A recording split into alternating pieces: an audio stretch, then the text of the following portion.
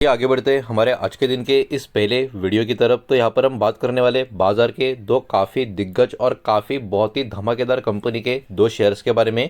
दोनों शेयर्स के नाम वैसे भी थंबनेल के ऊपर आपने देख ही लिया है। पहला शेयर इसमें दोस्तों कैन्स टेक्नोलॉजी इंडिया लिमिटेड, इसके बारे में एक बहुत ही बड़ी खबर आती हुई हमको देखने को मिल रही है, उसको थोड़ा देख लेते। फिर उसके बाद डिक्सन के बारे में भी जो अपडेट निकल कर आ रहा है उसके बारे में भी यहाँ पर डिस्कशन करते रहेंगे। हमारा एक व्हाट्सअप का चैनल भी है जो टोटली फ्री ऑफ कॉस्ट है। अगर आप इंटरेस्टेड हो तो हमारा व्हाट्सअप चैनल भी ज्वाइन कर सकते हो। व्हाट्सअप चैनल का लिंक इस वीडियो के डिस्क्रिप्शन में आपको मिल जाएगा। तो देखिए कैन्स की अगर हम बात करें, ये वाला स्टॉक अभी 4,260 रुपये के आसपास आ पहुंचा है। लगभग 5.5% का मोमेंटम इस स्टॉक में कल के दिन हमको देखने को मिला है। अब देखिए जिन लोगों ने पहले से स्टॉक में इन्वेस्टमेंट करके रखा है उनको तो ऑब्वियस सी बात है कुछ मज़ा अभी आता नहीं होगा, बिकॉज इस स्टॉक में वो लोग काफ़ी बुरी तरीके से लॉस में आ चुके होंगे या फिर उनका प्रॉफिट बहुत ज़्यादा कम हो चुका होगा। तो अभी 5-5% का मोमेंटम भी उनके लिए कुछ खास नहीं होगा, बिकॉज ऑब्वियस सी बात है लॉस या फिर प्रॉफिट कम होने की वजह से। लेकिन अगर मान लो किसी ने भी हाल फिलहाल में स्टॉक को खरीदा है और उनको अब धीरे धीरे प्रॉफिट काफ़ी अच्छा होना शुरू हो चुका है, तो उनका कॉन्फिडेंस अब स्टॉक के ऊपर धीरे धीरे बढ़ते जाएगा।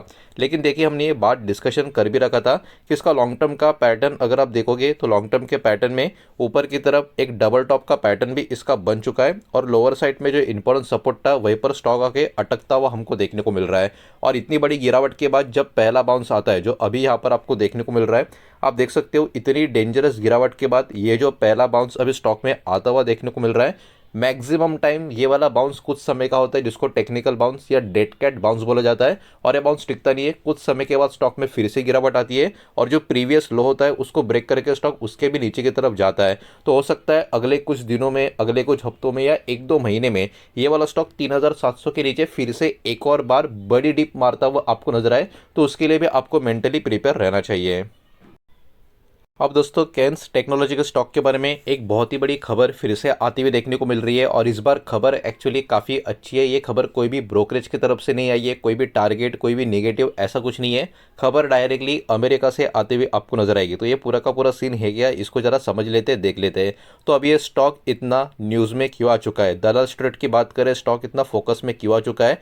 इस बार इस स्टॉक का फोकस में या चर्चा में रहने का जो रीज़न है, जो कारण है, वो है दोस्तों एक फ्रेश बाइंग होती हुई इस स्टॉक में नज़र आ रही है। और ये particular fresh buying US market का या यूएस का एक बहुत ही बड़ा इन्वेस्टमेंट फंड है, उनके तरफ से ये बाइंग आती हुई देखने को मिल रही है। इसके कारण अब ये वाला स्टॉक फिर से एक और बार चर्चा में आता हुआ नजर आएगा।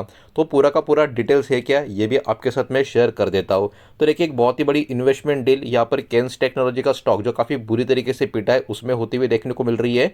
स्मॉल कैप वर्ल्ड फंड जो ओन करती है कैपिटल ग्रुप अमेरिका की, जो एक बहुत ही बड़ी इन्वेस्टमेंट फंड कंपनी है, दुनिया में इनका काफ़ी बड़ा नाम है। इन्होंने इस कंपनी के कैन्स टेक्नोलॉजी स्टॉक में पर्टिकुलरली एंट्री करके काफ़ी ज़्यादा शेयर्स इन्होंने खरीद के रखे। और शेयर्स का जो क्वांटिटी है यहाँ पर आप देख सकते हो 4.46 लैक्स ये क्वांटिटी है शेयर की, इतने शेयर इन्होंने खरीदे। लगभग 0.66% का स्टेक परसेंटेज वाइज इनके पास अभी आ चुका है। और इंटरेस्टिंग बात है, ये वाला पर्टिकुलर जो एक आप बोल सकते हो एंट्री इन्होंने जो किया है वो ओपन मार्केट परचेस डायरेक्टली इन्होंने कर दिया। तो ये भी अपने आप में काफ़ी इंटरेस्टिंग चीज़ है। जो प्राइस पेड इन्होंने किया है इस क्वांटिटी के लिए 4,206 रुपये के आसपास का बताया जा रहा है और अराउंड 200 करोड़ के आसपास का इन्वेस्टमेंट या डील वैल्यू इसको आप बोल सकते हो। ये इस कंपनी के लिए, बिकॉज इतना बुरी तरीके से स्टॉक टूटा है पिछले बहुत समय में, इस कंपनी के लिए ये कहीं ना कहीं एक पॉजिटिव सिग्नल की तरह यहाँ पर देखा जा रहा है।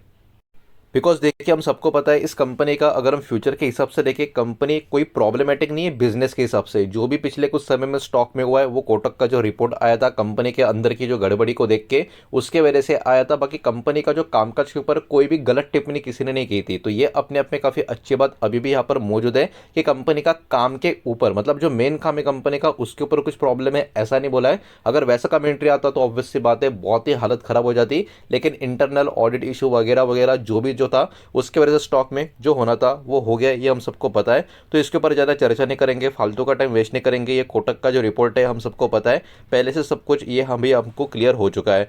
अभी आगे क्या, आईसीआईसीआई डायरेक्ट ने कहीं ना कहीं यही बोला है कि गवर्नेंस कंसर्न जो भी है वो कहीं ना कहीं फाइनेंशियल परफॉर्मेंस को भी इम्पैक्ट नहीं करेगा। ग्रोथ स्टोरी कैन्स टेक्नोलॉजी की अभी भी मजबूत बनी हुई है। तो ऐसी कमेंट्री आने के बाद ऑब्वियस सी बात है मार्केट में निवेशकों का कॉन्फिडेंस फिर से लौट जाता है। ये आईसीआईसीआई डायरेक्ट की तरफ से कमेंट्री आई थी।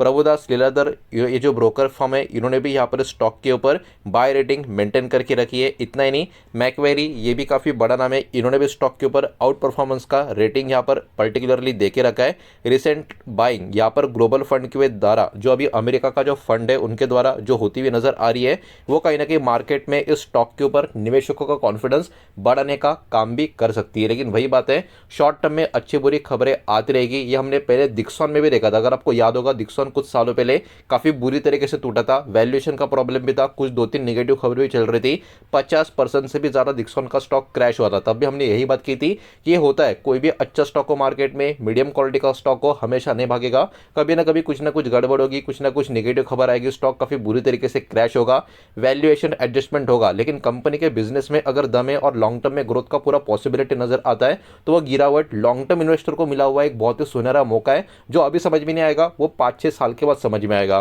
तो कहीं ना कहीं केन्स में भी अभी जो है ड्रॉप देखने को मिल रहा है, यहां से फिर से मेरे हिसाब से गिरावट स्टॉक में होनी ही चाहिए। लेकिन अभी भी जो मौका मिल रहा है केन्स में, वो लंबी दूरी के इन्वेस्टर के लिए, शॉर्ट टर्म मीडियम टर्म बहुत ज्यादा उम्मीद ना रखे, लेकिन लॉन्ग टर्म इन्वेस्टर के लिए विदाउट एनी डाउट ये बहुत ही बड़ा एंट्री करने का मौका कोई भी डीप आदि है वो मिलता हुआ नजर आ रहा है। ऐसा अगर आप मान के चल सकते हो तो भी कुछ गलत नहीं है। तो ये तो था सिर्फ और सिर्फ पहला शेयर। दूसरे शेयर की तरफ आगे बढ़ते, लेकिन वीडियो को लाइक कर देना, वीडियो को शेयर कर देना। पहली बार चैनल पे आ चुके हो तो चैनल को भी सब्सक्राइब जरूर कर देना।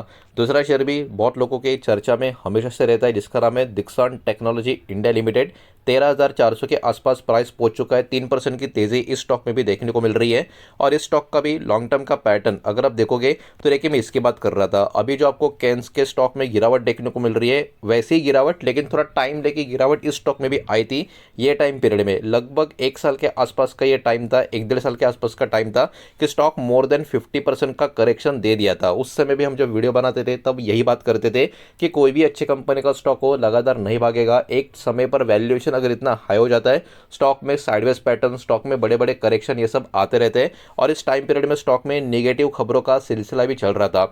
उसका इंपैक्ट क्या हुआ, स्टॉक में मोर देन 50% की गिरावट आती हुई नजर आई। लेकिन आप खुद देखो स्टॉक वहां से कितना ऊपर की तरफ जाकर फिर से अब अपना एक जोन बनाकर इस जोन में अपना टाइम स्पेंड कर रहा है। तो ये चलते रहता है, इसलिए गिरावट में मौका अच्छे कंपनी के शेयर में क्यों ढूंढना चाहिए, ये कहीं ना कहीं आपको पैटर्न अच्छे से समझाता हुआ नजर आएगा। तो केन्स के स्टॉक में तो बहुत ही अच्छी गुड न्यूज़ नज़र आ रही थी कि अमेरिका के काफ़ी बड़े फंड ने केन्स के स्टॉक में बाइंग करके रखा है, ओपन मार्केट ट्रांजैक्शन। लेकिन डिक्सन में क्या खबर निकल कर आ रही है, तो डिक्सन में ये खबर निकल कर आ रही है कि ये वाला स्टॉक अभी अपने लोवेस्ट लेवल पे सपोर्ट लेने का काम तो कर रहा है। और यहाँ पर एक बहुत ही बड़ा एक पर्टिकुलर व्यू ब्रोकरेज की तरफ से निकल आ रहा है इस स्टॉक के ऊपर, और ये ब्रोकर है CLSA। तो CLSA ने इस स्टॉक के ऊपर अपना एक रिपोर्ट पेश किया है और इस स्टॉक के ऊपर आउट परफॉर्मेंस का रेटिंग दे दिया है। और टारगेट प्राइस भी आप देख सकते हो 18,800 के करीब का देके रखा है। मतलब करंट मार्केट प्राइस के कंपेयर में काफी तगड़ा अपसाइड पोटेंशियल इस स्टॉक में यहां से हमको देखने को मिल सकता है, ये इनका मानना है। और इनका रिपोर्ट आने के बाद ही कल के दिन, शुक्रवार के दिन, स्टॉक में एक तेजी आती हुई हमको देखने को मिल रही थी। अब इन्होंने टारगेट ऐसा ही नहीं दिया, इसके पीछे कुछ रीजंस भी बताए, कुछ कंसर्न्स भी बताए। तो देखिए, इन्होंने कहा था कि स्टॉक में जो गिरावट आई थी उसका पीछे का डर ये था कि पॉसिबली अर्निंग पर शेयर का जो कट है फाइनेंशियल ईयर 2027 में होगा। पेंडिंग अप्रूवल्स जो थे वो भी एक पर्टिकुलर रीजन था स्टॉक में गिरावट का, स्टॉक में टेंशन का। वीवो जॉइंट वेंचर का approval, government approval components plan के लिए, उसके अलावा स्मार्टफोन मार्केट इंडिया में